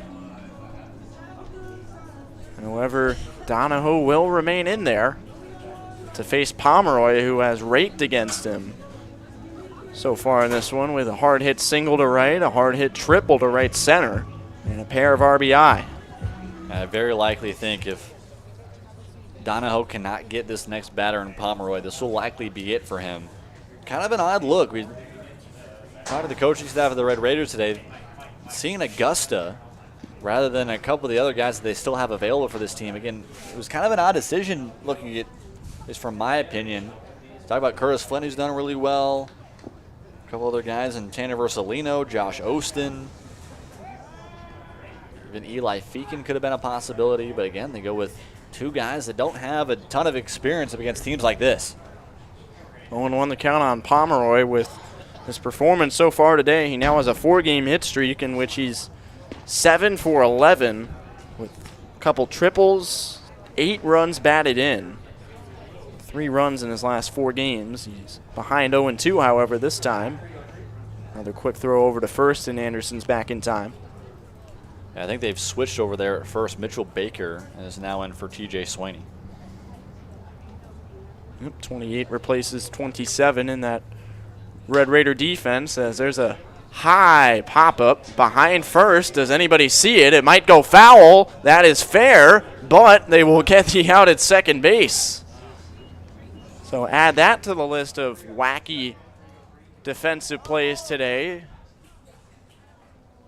Baker, Lee, and Triggs converged in shallow right field. Nobody could see it, and it dropped just inside the right field line. However, with Anderson freezing up, waiting for a catch, he was thrown out. However, I call that foul. Gotta call that foul? I guess so. That was definitely fair. That was fair. That was definitely fair. All right then. So Pomeroy gets a second chance. Lee was Lee was in fair territory, and it went behind him. Yeah. Okay, then. And a base hit into center field off the bat of Pomeroy, so he gets the second chance, and he makes the most of it.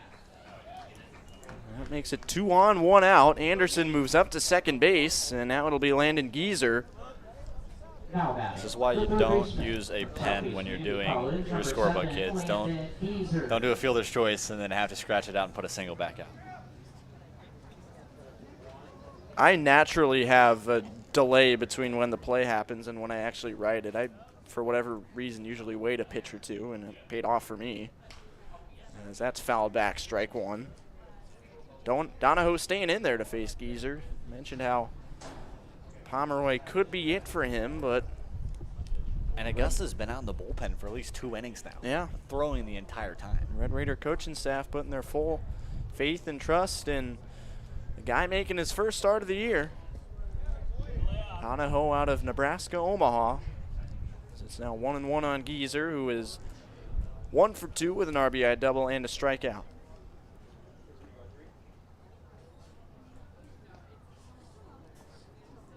Anderson at second, Pomeroy at first. As this is lifted. This is definitely in foul territory. Watch out with the bat. Looked like Schramm nearly stepped right on it as he caught it over on the first base side. And there are 2 down now for Hunter Scruggs. A lot of times as a catcher, you really learn to, when you take off the mask, chuck it as far away from you as possible to make sure that there's no debris kind of working around you, but still a bat right in front of you. A good job by Schramm to tippy-toe around it. Might have been a little bit more luck than anything to make sure he didn't trip on it, but a good job right there by Schramm just to be able to make a play and a big second out here to help his pitcher in Donahoe. Scruggs hits one into shallow center field, but it will hang up and be caught by Neeson. Donahoe allows 2 on with 1 out, but works out of trouble in the 5th. However, the Red Raiders are 6 outs away from elimination. We'll see if they can mount a comeback here as we move on to the 6th inning on the Corn Belt League Network. 3 Red Raiders.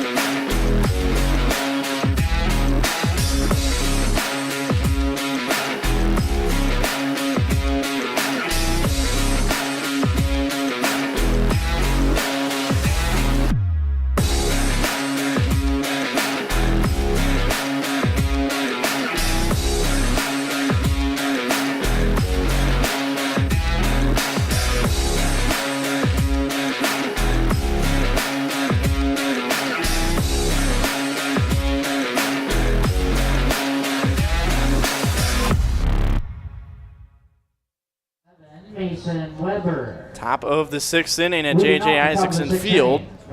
Corn Belt League quarterfinals. Filth Ballers and Red Raiders. Every game in this postseason is a winner-go-home situation. No losers bracket, no series, no double elimination. It's all one game as there's ball 1 to 4-hitter Dalton Nelson. Got a new pitcher called the bullpen for the Filth Ballers. They turn to Mason Weber out of the pen as Justin Drury gave them 5 innings of shutout baseball. And I like this move here. Again, you still have a comfortable 3-run lead, right? And if anything, if absolutely needed, right, you still have Drury possibly available for the championship game for at least an inning or two. Ground out to short by Nelson. 1 away in the 6th. That brings up TJ Swaney, the first baseman. Unless they keep Mitchell Baker in there after he replaced him defensively, and it looks like they will. So Mitchell Baker will take the bat here. I really like the way Weber's been able to adjust this back half of the season, right? Started off the year with 5 runs up against the Bombers, then 4 earned runs up against the Royal Blue Dogs in his first 2 outings, but since then has found a way to be more efficient. We talk so much about how guys can stay efficient. These past 2 outings, he's just found a way to be very consistent. He's had 6 different lineouts and 2 different 1-2-3 innings. And of the batters he's been able to face, 3 different guys he's been able to get just down in just 3 pitches. So again, the switch up for him, not sure what it's quite been for Weber, but he's been honestly the most reliable bullpen arm, and that's been the reason, that curveball. Yep, nasty off speed to get Baker looking, and they're 2 away in the 6th. I think a lot of it has to do with avoiding walks. Weber walked 15 in his first 10 innings of the summer, but just 5 in his last 8. And, despite the early season troubles, he's kept his ERA in great shape, as it's now right around 3. Was at 3.11 coming in. He works a quick 2 outs in the 6th, now facing the DH Errol Wallen, 0-for-1 with a fly out and a walk. Weber has not pitched against the Red Raiders this year. He was last seen on Friday going 2 2/3 innings, allowing 1 earned run against the Royal Blue Dogs. He did strike out 5 of his 8 outs. However, he falls behind 2-0 on Wallen. It's kind of an odd point here if you're the Red Raiders, right? You're really down in the hole somewhat. The offense has just not been there. I mean, we saw that big chance. I think I mentioned it. That kind of was going to be the table setter for this season for the Red Raiders and the Filth Ballers, of kind of how these 2 teams have been going. One team able to get out of it, one not. That one hits the lower leg of Weber, but he recovers and flips to first for the out. So it's a 1-2-3 6th inning with a scare to end it, but the Filth Ballers hang on to their 3-0 lead and head to the bottom of the 6th here on the Corn Belt League Network.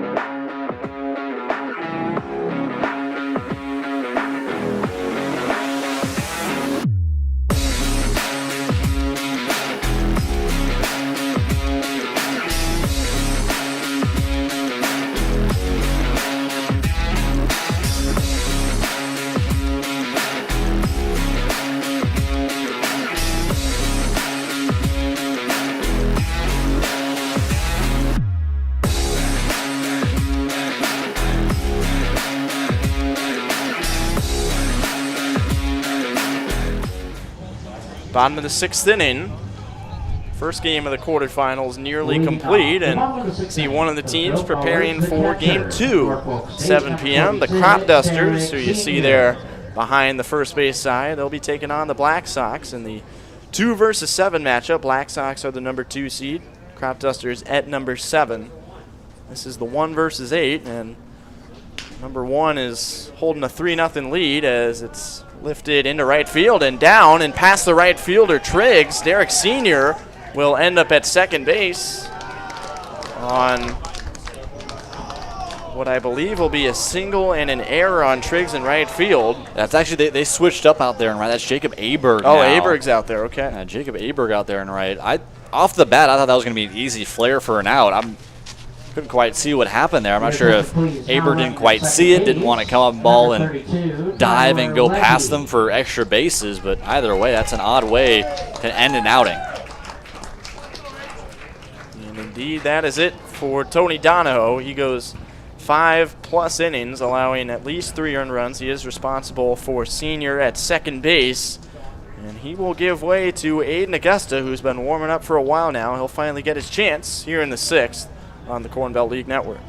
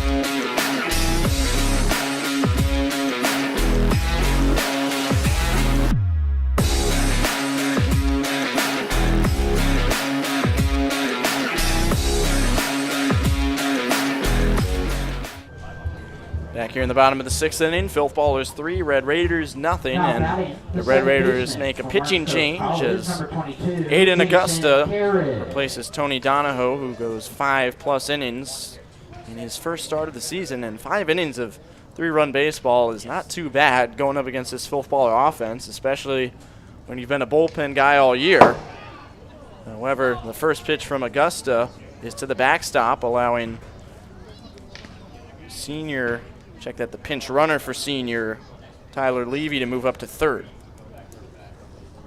Yeah, I think the biggest thing of how Donahoe was able to have so much success, did let up 9 hits in his 5+ innings of work, but just had 1 walk that entire outing for him. So, again, was able to attack up against a really good offense, was beaten a couple times, but these are times that you need your offense to find a way to get some kind of runs across. Your starting pitcher at least gave you the opportunity to keep yourselves in it, but we'll see if the bullpen can do the same. 2-1 the count on Jason Carrig, the second baseman. He's 1 for 2 with a single and a strikeout, and with the ball to right field from Senior to lead off the inning, being scored a double. Starting pitcher Donahoe is 100% responsible for the man at third, so could easily turn into 4 earned runs for him, as it's 2-2 against Carrig. And again, we'll see the lack of depth in this bullpen for the Red Raiders could be an issue. TJ Swaney up in the bullpen, and not a guy that's had a ton of pitching experience this year, but see if he has to somehow help out with the rest of this one. That one gets away. They say it did not hit Carrig, and that keeps the ball live. Levy comes down from third. So now a 3-2 count. The wild pitch scores run number 4, and the Filth Ballers extend the lead here in the 6th. The small things keep hurting them. These are just things you can't have. I sound like a broken record here. How many times have we seen the Red Raiders come close in a ball game, and small things like errors and wild pitches and non-consistent pitching have just continually been there. The approaches haven't been well outside of Ty Beasley on offense. The defense has had struggles, although still with some of the sun. And then the bullpen here, just not too many guys available, really struggling. So we'll walk to Jason Carrig. That brings in Nolan Christensen, the center fielder. Look at the numbers on the year for Aiden Augusta out of Morningside University. This is his 7th relief appearance. He's done a nice job going 7 innings with an ERA of exactly 2. That is team best ERA for anybody with as many innings or more innings than him. Falls behind 1-0 on Christensen, however. He's 0 for 2 with ground out and a bunt ground out. And he waves through that one. 1-1 the count. Augusta last pitched on Friday against the Rail Riders, only throwing 4 pitches and hitting a man, and that was all for him. Hasn't seen the Filth Ballers this year. I guess more or less been the most consistent bullpen arm, but again, a guy that is not usually one of the main pitchers in this, and that's kind of what surprises me more or less. You have other guys available, Flint, Versalino, who would be on short rest, but Feakin as well, and it just really can. It's nothing against Augusta. It's just in a spot like this, when it's a close ball game, you're trying to keep your season alive. You'd more rather go one of the top guys that you have on your squad. High fastball. Christensen goes up the ladder and swings and misses. 1-2 the count. Still nobody out in the inning. Derek Sr. led it off with a double to right field. Tyler Levy pinch ran for him and came around to score on the wild pitch. And then Jason Carrick took a walk. Fouled back by Christensen. Red Raiders are already up against it, not only trailing by 4, they have the bottom third of their order coming up in the 7th, down to their final 3 outs. So a big, steep mountain to climb. As that one is in the dirt, and a great jump from first base by Carrig. He was just about halfway to second as Schramm tried to field it behind the dish, and he takes the bag on the wild pitch, now 2-2. That's a textbook dirt ball read right there from Carrig. And a lot of times there's that kind of hesitation there, right? And that ball going in back and forth. But you saw the ball right out of the hand dipping down. A good job by Carrig to get off quickly. And now possibly add on another insurance run here for the Filth Ballers with the runner in scoring position with still nobody out. 3-2 the count on Christensen. Sure would be a disappointment for Augusta to walk the 8 and 9 hitters. At bat still going as it's fouled off again by Christensen. Red Raiders have another right-hander up in the bullpen.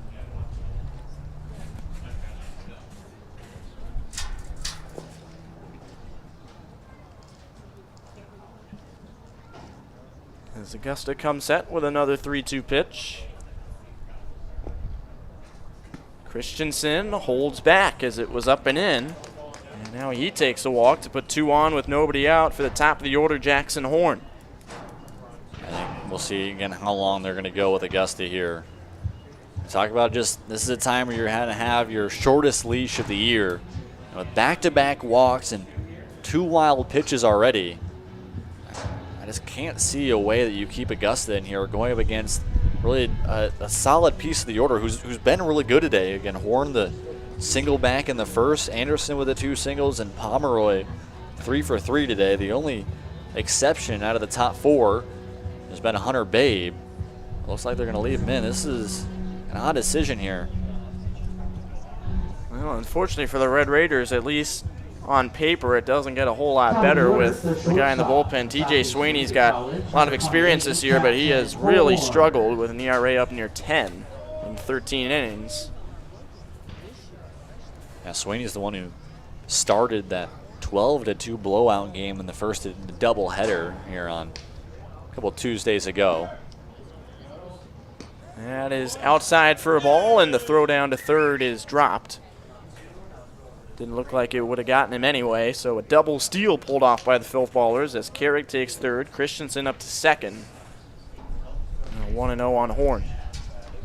Now back-to-back times where Carrick has just found an incredible jump. I'm not sure if it's just the way Augusta's been checking on runners, but Carrick has timed him up very well. Just the second stolen base for Carrick, who takes third. Christensen with number 14. As it's 1-1 on Horn. 1 for 3 with a single today. Also has scored a run. And he pops this one up. Back behind the Red Raider dugout, now to play. It may be just for my own enjoyment, but I really feel we need Tyler Obrick to come in and steal a base. Every single player. You can't have 17 and not have the 18. The baseball nerds in us can't hide in that situation, as that is lined and a leaping catch is made at short by Sherrill. And there's out number 1. So Horn now 1 for 4. Both runners maintained their positions at second and third for Hunter Babe, who's looking to get off the schneid today, 0 for 3. This would be a big moment right now for Aiden Augusta, again, who really struggled to start off his relief appearance. He's not found the zone very consistently, but this is the guy you want to go up against. You can say on the other end, Hunter Babe can be due here if you want to speak in a situation like this, but if you're Augusta, I think this is still a time to attack. Both of the fly out and pop out that we saw from Babe were kind of more end cap than anything. And he hits this one high in the air. Behind third, Beasley makes the catch. And 2 quick outs from Augusta, so after he walks a couple, he induces weak contact and retires back-to-back Filth Ballers in the top of the order. Still second and third, now with 2 outs.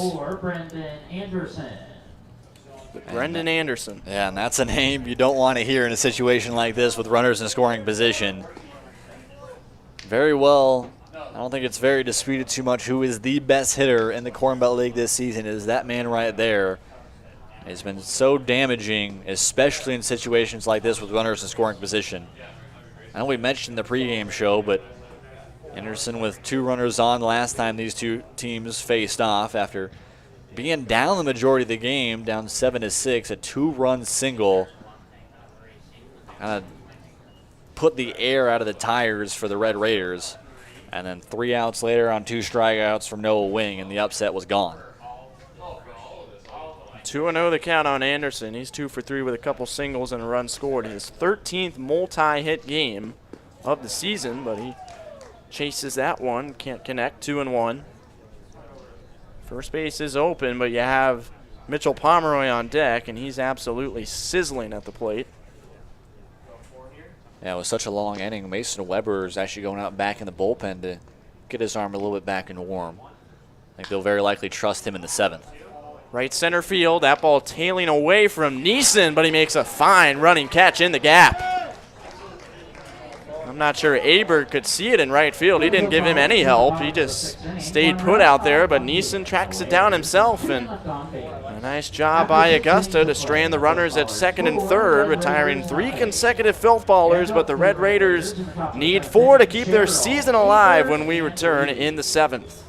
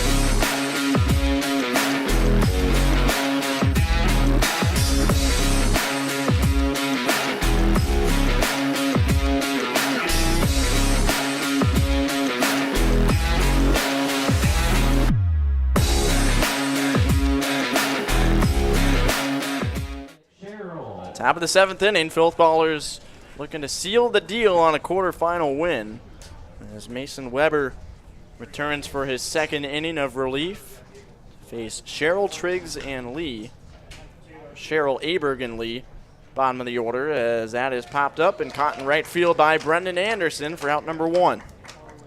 Yeah, not a strong start. I think, well, I was about to say it back in the 5th, but I think both of us can agree that that 5th inning, them not being able to score even 1 run, it was kind of the final nail in the coffin for them, especially going the heart of the order there and nothing able to come from it. You have a guy in Weber right after that who's been very consistent these last couple outings, and he's looking even better here today. Strike 1 on Aberg, who remains in the game after defensively replacing Noah Triggs in right field. Aberg batting .200 this year. 1 for 6 against the Filth Ballers as he takes upstairs 1-1. And yeah, going back to that 5th inning, the Red Raiders put men on 2nd and 3rd with nobody out. Check that 1 out after Ty Beasley doubled for his 3rd hit. And then Ethan Neeson, the 2-hitter, grounded out to the mound. And Caleb Schramm, the 3-hitter, popped out. The 2 3-hitters, Neeson and Schramm, are a combined 0 for 6 for the Red Raiders, and that's especially a big deal because Beasley keeps getting on ahead of them, but they can't do anything with him. Talking about an incredible day for Beasley after he struggled so much these past couple of weeks. But again, that's the game of baseball, right? You can't have one guy that just goes out there and gets hits or goes out in the mound and shoves, right? You have to have a team effort to be able to win in a game like this. Can't be a single person showcase. 2-2 on Aberg. Red Raiders would have to get somebody on base to bring Beasley up a 4th time. 1 down here in the top of the 7th. Weber's pitch is in there. Wow, he had Aberg ducking out of the way. He has a look for the home plate umpire, but it's a strikeout looking. Buckle of the knees right there. Jacob Aberg was trying to fall to the ground, thought that one was going to hit him. But talk about beautiful late movement right there from Weber. That one just dropped off a platter right in the inner half of the zone. A beautiful front door curveball. That's the kind of pitch you need, and 1 out to go for the Filth Ballers to keep their season going. Oh, and speaking of ducking out of the way, that's exactly what Lee has to do as he's hit by the pitch. And maybe a little bit too confident with that curveball, trying to go back-to-back there. So he is on with 2 away, and now Ty Beasley for a 4th time. Top of the order, the 3rd baseman for Minnesota Morris, number 8, Ty Beasley. Beasley with a single in the 1st, a single in the 3rd, and a double in the 5th for his 2nd 3-hit game of the summer. And he is the last chance for this Red Raider team. Takes a strike. Filth Ballers, should they hang on here, will move on to face winner of the Bombers and the Rail Riders in the 4-5 matchup. That semifinal game will be played Saturday, as that one gets away from the catcher, Senior. And Lee moves up to 2nd and maybe beyond. He's trying for 3rd, and his bid for the extra bag is successful. So maybe Senior getting a little bit lazy or might not have been able to get a grip on that ball coming off the side fence. Yeah, you see Hobbs right there not happy after that play right there. You mentioned, I'm not sure if it's quite laziness or just a little bit too content with seeing that Ira Lee was, at least at the starting point, was going to stay at 2nd. A really good job right there. Again, the run doesn't matter as much, especially here with just 2 outs and down by 4, but still showing some life here are the Red Raiders. 2-1 the count on Beasley. And he takes a slider on the outside. And the Filth Ballers are a strike away. 2-2 the count. Weber trying to slam the door. His 2-2 pitch is blocked. Senior keeps it in front of him on the grass. Beasley laying off, and now the count is full. Center fielder Ethan Neeson on deck. However, he was a scheduled hitter. They do have a pinch hitter in Aiden Augusta. So they won't give Neeson the chance after going 0 for 3. But now the 3-2 to Beasley. In there, strike 3 called, and the Filth Ballers are semi-final bound. Beasley takes the backwards K. Mason Weber ends it for the Filth Ballers as they send the Red Raiders home and end their season. This was truly a team performance right here from the Filth Ballers. And not a blowout performance. The offense was just doing just enough to be able to get past these Red Raiders. And these Red Raiders, again, just so many. They had a couple chances here, some opportunities to be able to come back in this one, make it interesting. I think after that 5th inning, we knew there was not much life left in this team. 4-0 the final score. Filth Ballers move on to the semifinals on Saturday. They face the winner of the Bombers and the Rail Riders. We will be back in a moment to wrap it up with our Kelly Supply Company Player of the Game here on the Corn Belt League Network.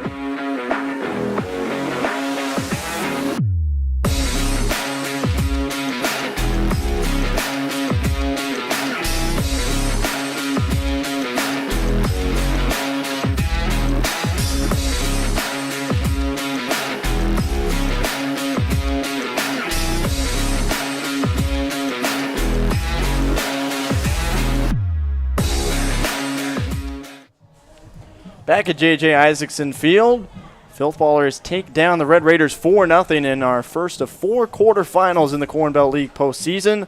And the Filth Ballers move on to the semifinals on Saturday, and I am joined by our Kelly Supply Company players of the game, Mitchell Pomeroy to my right, Justin Drury, starting pitcher, to my left. I'll start with you, Justin. Your line today, 5 innings, 5 hits, 2 walks, no earned runs, 4 strikeouts. So how would you recap your outing from today? I just went out there and really tried to pound the zone, let my guys behind me on the field do all the work. So one of the keys for you this season has been efficiency. You pitch to contact, you use your defense well, and you were quick again once a day, keeping that pitch count down and potentially giving yourself a chance to pitch again later on in the tournament. So what does that efficiency and consistency do for you as a starting pitcher? It just allows me to go back out there and keep throwing the ball for strikes and shoving. Now, last thing for you, just some numbers continue on in this season. Now thrown at least 5 innings in 7 consecutive starts, and you've given up 3 earned runs or less in 8 consecutive starts. So how important is that consistency for you to just go out there and give your team the same effort every time, basically? Just minimizing runs, letting the guys go out there and score runs, get ahead. It just helps me do my thing out there on the mound. All right, so we'll move on to you, Mitchell Pomeroy, the offensive hero of today's game. Now, wasn't a typical offensive explosion for you as a team, only putting up 4 runs in these 6 innings, but you got the job done. So what did you see from your guys today? Yeah, I mean, we just had timely hitting today. I think we scored both those runs in the first inning with 2 outs, which was good. And then later on, I think we scored the next 2 without 2 outs. But just timely hitting, getting up right away is a big deal. I mean, it's win or go home, so you want to just jump out to lead right away. We were able to do that today. And then, I mean, Justin threw really well, so we just held the lead the whole time and just kept the pressure on him and just went from there. Now, moving on to your day at the plate, you went 3 for 3, had a triple, a couple singles, drove in 2 of the 4 runs. So what were you seeing up there in the box? Yeah, I was just on time today. I mean, I saw just about every pitch he could throw me, and I hit it well, so I just had a lot of confidence today. And I was aggressive early. I had 2 strike hits as well, so I just felt good today. I was seeing the ball well, and you saw the result. So. Yeah, and last thing for you, all 3 of those hits were hard hit and either to center field or to right field, using the opposite field, using all field. So, what does that add to your game at the plate when you have that ability to hit the ball hard the other way?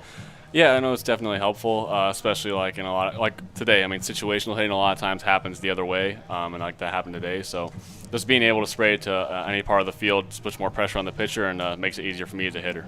All right, our Kelly Supply Company players of the game, Mitchell Pomeroy and Justin Drury. For the victorious Filth Ballers, they win it 4-0 in the quarterfinals and move on to Saturday, where they will take on the winner of the Bombers and the Rail Riders in the semis. So for our entire Corn Belt League crew, Tyler Reidy saying thank you so much for tuning in, and stay with us. Game 2 of the quarters coming up next.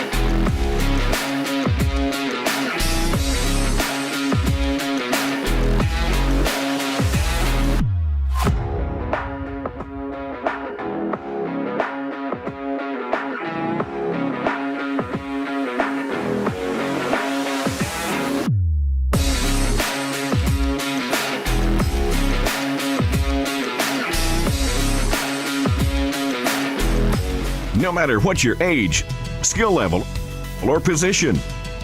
Your baseball season begins at the Strike Zone. Featuring state-of-the-art batting cages, group and private instruction, the Strike Zone provides athletes all the training and equipment you need to get your game to the next level. Give the gift of development to your baseball or softball player. Purchase your Strike Zone gift cards today. Baseball never ends at the Strike Zone.